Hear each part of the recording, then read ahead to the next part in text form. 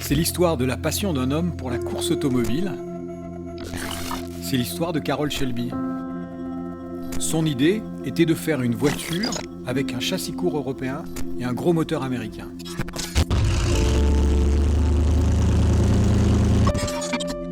Pour aller battre les voitures de course européennes sur leur propre terrain en Europe.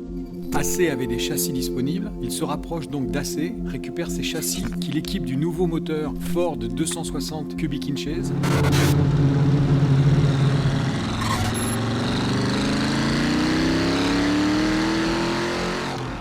Il remplace à partir de 63 par le moteur 289 cubic inches par cylindre,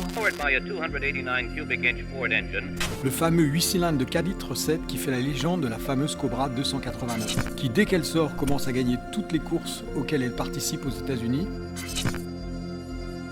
jusqu'au point culminant en 64, victoire de la Cobra Daytona au Mans, et en 65 le titre de champion du monde des constructeurs pour Carroll Shelby.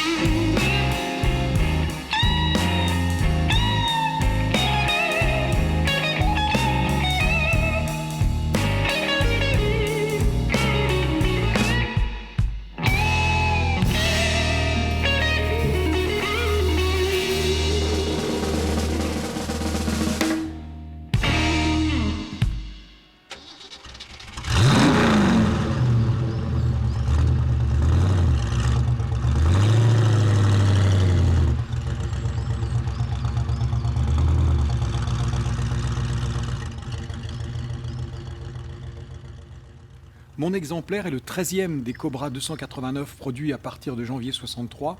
Elle est donc une des toutes premières. Je me dis au fond de moi-même que peut-être Carroll Shelby lui-même l'a peut-être touchée et Phil Remington sûrement parce que c'était l'une des toutes premières. Elle a eu, si je me souviens bien, 7 propriétaires aux États-Unis et cette voiture est totalement authentique. Elle a été restaurée après avoir fait 3 fois le tour auto, restaurée exactement comme elle doit être en street version.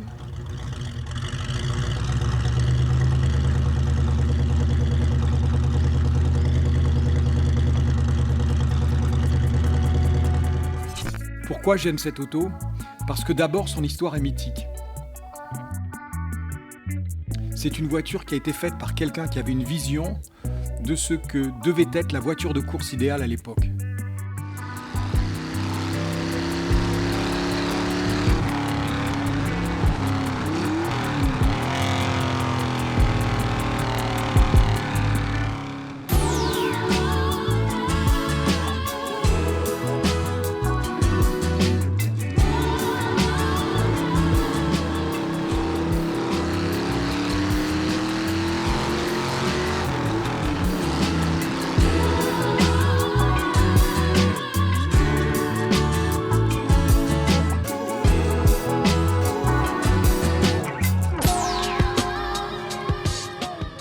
Quand vous la conduisez, c'est à la fois Dr Jekyll et Mr Hyde.